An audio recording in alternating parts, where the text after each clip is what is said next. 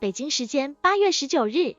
此前，李明的一段质疑中国好声音赛制不公平的音频和视频在互联网中传播，这引起了人们对中国好声音和浙江卫视的不满。就连其他好声音导师的昔日言论也被扒了出来，信息量巨大。担任过很多季好声音导师的杨坤就曾吐槽过好声音。杨坤曾表示，好声音第2季、第3季就开始演了，我开始不适合这个节目了。除此之外，杨坤还吐槽过节目的剪辑。杨坤曾表示过，希望节目的剪辑更专业一点，不要乱剪辑自己说过的话，不要只兼顾赚广告，甚至是实在不行就换主持人吧。当然，杨坤不是第一位吐槽好声音剪辑的导师。那英就曾说到，2013年的时候，那英在微博中说到，看了节目半天，剪辑的前言不搭后语，为毛啊？实际上，李明的音频也说到了剪辑的问题。李明曾表示，反正他质疑节目赛制的言论，最终都会被节目组剪掉，对好声音的剪辑十分的不满。除了剪辑的问题之外，好声音的公平性也是引起了之前导师的吐槽。张惠妹曾告诉过参赛的选手，不是你唱的不好，而是我们不能转身，这说明什么问题？晋级的选手或许都是内定的。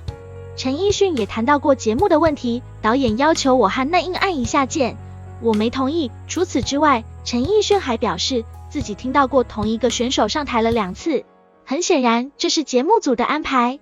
当然，除了吐槽中国好声音之外，好声音的播出电视台浙江卫视也曾遭到多位明星的吐槽。金星曾说过，他们浙江卫视内部很乱，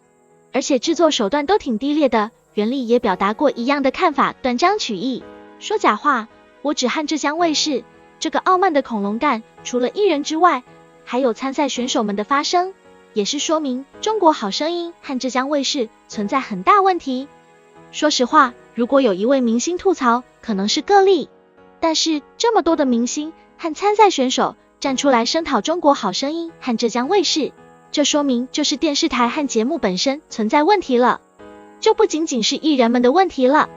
我们表面上看上去艺人们非常的风光，但是和节目组相比，他们还是渺小的。只要上了节目，节目组就掌握了话语权，因此怎么剪辑都是节目说的断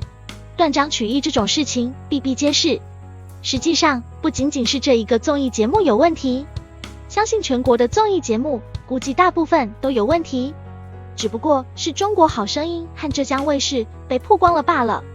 我们的综艺可能真的不是网友们想象的那样。说实话，像李明这样的艺人真的很少了，其他艺人可能估计担心一些事情，不会在节目录制现场撕破脸，恐怕唯有李明为了学员，为了音乐会和节目组大发雷霆。然而李明毕竟是少数，更多的明星是选择隐忍，任由这些综艺选秀安排剧本，完全违背了音乐的公平性，令人心寒。